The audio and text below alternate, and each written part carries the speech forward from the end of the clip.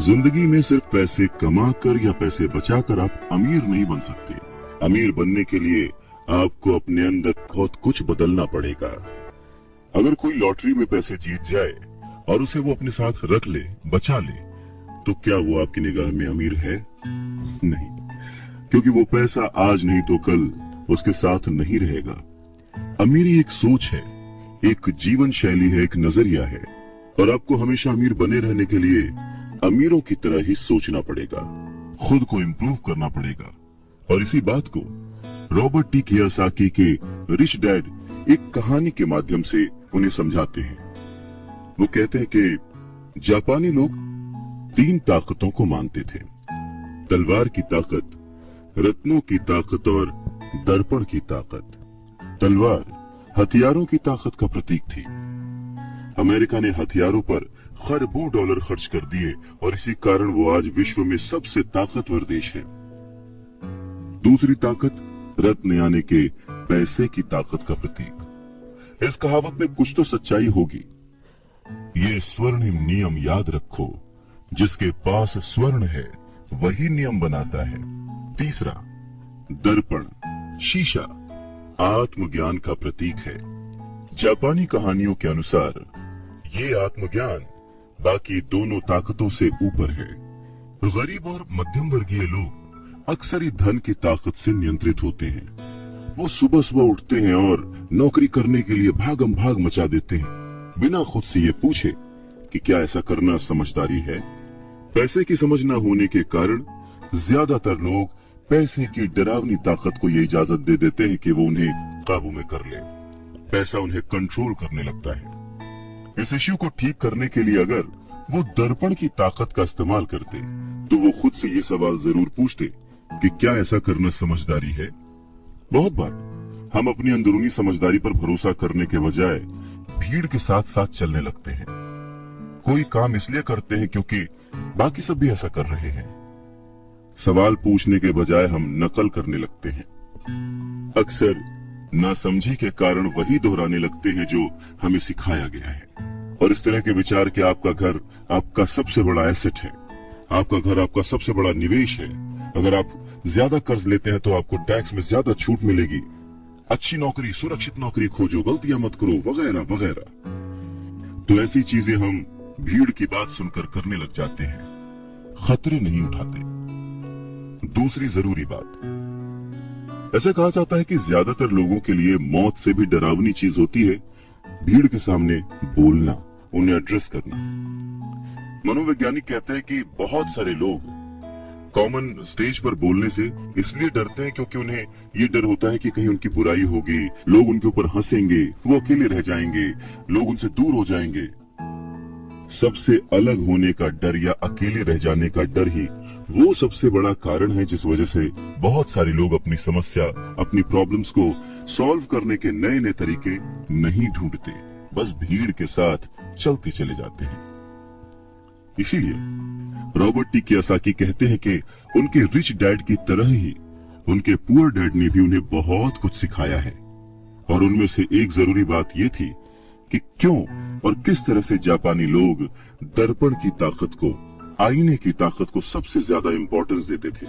क्योंकि जब इंसान आईने में खुद को देखता है तभी उसे सच्चाई का पता चलता है।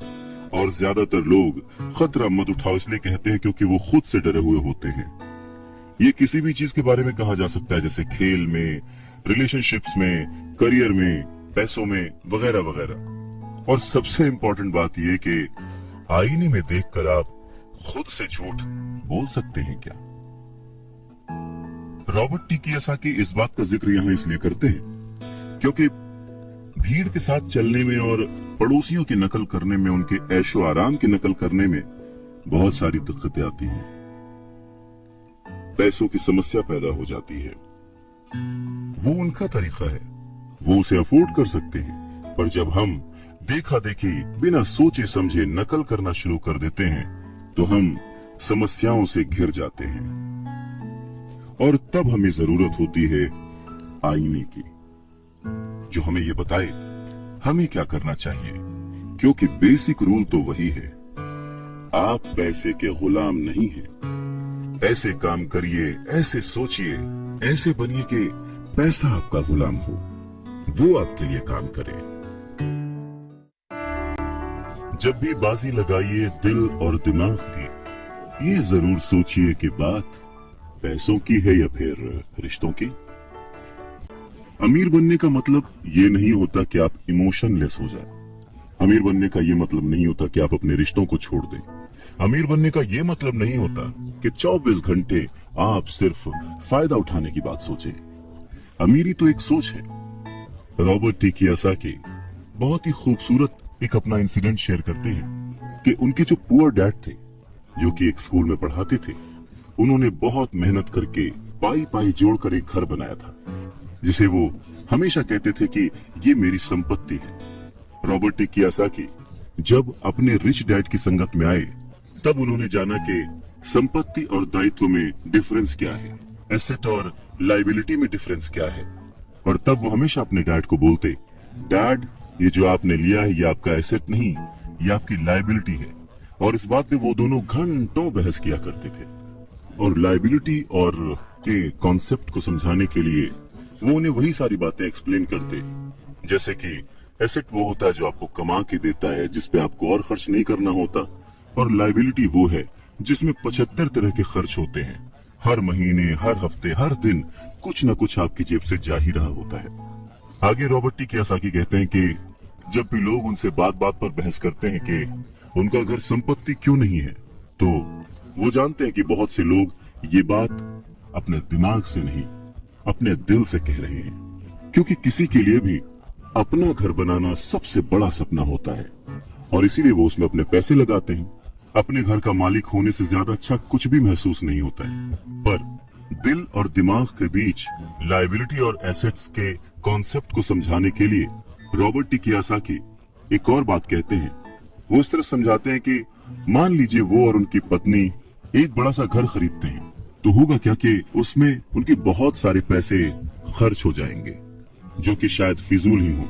हालांकि बहुत सारे लोग इस बात से अग्री नहीं करेंगे, सहमत नहीं होंगे, क्योंकि घर एक भावनात्मक चीज है, इमोशन है, और इमोशन हमेशा दिमाग पर भारी पड़ता है। जब भी लोग दिल से सोचते हैं तो दिमाग की बातें उन्हें गलत लगती हैं। पर फिर रॉबर्ट टी कियोसाकी आगे एक्सप्लेन करते हैं कि वो सही कैसे हैं और एक घर एसेट क्यों नहीं है। वो कहते हैं कि जब घर की बात आती है तो मैं ये बताना चाहता हूँ कि ज्यादातर लोग उस घर की कीमत चुकाने के लिए जिंदगी भर काम करते हैं। ज्यादातर लोग एक घर खरीदने के कुछ सालों बाद दूसरा घर खरीदते हैं, और हर बार पहले मकान के लिए जो कर्ज वो लेते हैं, उस पर उनके पास हर बार फिर से 30 साल का नया कर्ज आ जाता है।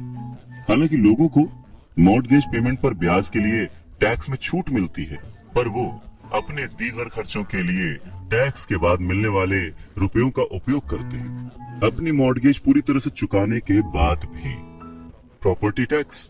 उनकी पत्नी के मम्मी डैडी को ये बात सुनकर बहुत धक्का लगा जब उनके घर का प्रॉपर्टी टैक्स $1000 प्रति माह तक पहुंच गया था, और ये तब हुआ था जब वो रिटायर हो चुके थे। $1000 बहुत बड़ी रकम होती है। अगर हम उसको इंडियन करेंसी में चेक करें तो शायद 70-80 हजार रुपए, या शायद उससे भी ज्यादा। और ये तब हुआ था जब वो रिटायर हो चुके थे। इस बढ़ोतरी से उनका रिटायरमेंट के बाद का बजट जो है वो बिगड़ गया था, और उन्हें अपना वो मकान छोड़ना पड़ा। अच्छा, एक और मिथ है कि घर की कीमत जो है हमेशा बढ़ती रहती है। ऐसा नहीं है। बहुत सारे ऐसे लोग हैं जिन्होंने कर्ज लेके घर खरीदा, और वो घर उन्होंने जितने में खरीदा आज उसकी कीमत आधे से भी कम है। इन सब नुकसानों से ऊपर सबसे बड़ा नुकसान क्या है पता है? आपका लिक्विड कैश। वो लिक्विड कैश जो कि किसी सही जगह पर लग सकता था, वो घर में फंस गया। अगर आपका सारा पैसा मकान में फंसा रहता है तो आपको ज्यादा कड़ी मेहनत करनी पड़ती है ताकि आपका खर्चा चलता रहे। इस दौरान आपकी संपत्ति वाले कॉलम में कोई बढ़ोतरी नहीं होती, मतलब आप और कोई एसेट नहीं बना पाते। अगर एक यंग पति पत्नी, यंग कपल शुरुआत में ही अपना पैसा अपने एसेट वाले कॉलम में लगाए तो उनके आगे के साल बहुत ही आराम से गुजरेंगे, खासकर उस समय जब वो अपने बच्चों को कॉलेज में भेजेंगे। इस दौरान उनकी संपत्ति भी बढ़ जाएगी और उनके खर्चे भी आराम से चलते रहेंगे। तो अगर कम शब्दों में समझे तो ये कि घर खरीदने का फैसला जो है ना वो बहुत ही खर्चीला होता है। इसके बजाय बेहतर यह होगा कि जल्दी ही इन्वेस्टमेंट पोर्टफोलियो बना लिया जाए। देखिए, घर खरीदने का असर किसी भी आदमी पर 3 तरह से पड़ता है। पहला, समय की बर्बादी, क्योंकि इस पूरे दौरान दूसरी संपत्तियों का मूल्य बढ़ चुका होता है।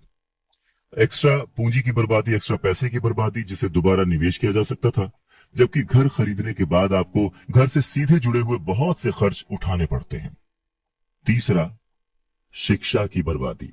अक्सर ऐसा होता है कि लोग ये मानते हैं कि उनके जो एसेट्स वाले कॉलम में, संपत्ति वाले कॉलम में उनका घर, बचत और रिटायरमेंट प्लान आते हैं। अब क्योंकि उनके पास इन्वेस्ट करने के लिए पैसा नहीं है, इसलिए वो बिल्कुल भी इन्वेस्ट नहीं कर पाते। इस कारण उन्हें इन्वेस्टमेंट का अनुभव कभी मिल ही नहीं पाता।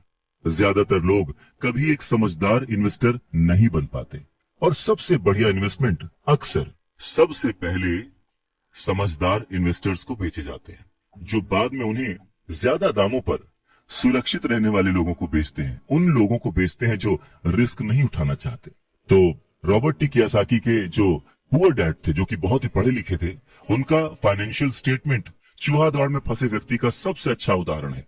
नौकरी की, जिंदगी भर पाई पाई इकट्ठा की, घर खरीदा और उस घर का खर्च चलाने के लिए जिंदगी भर मेहनत करते रहे।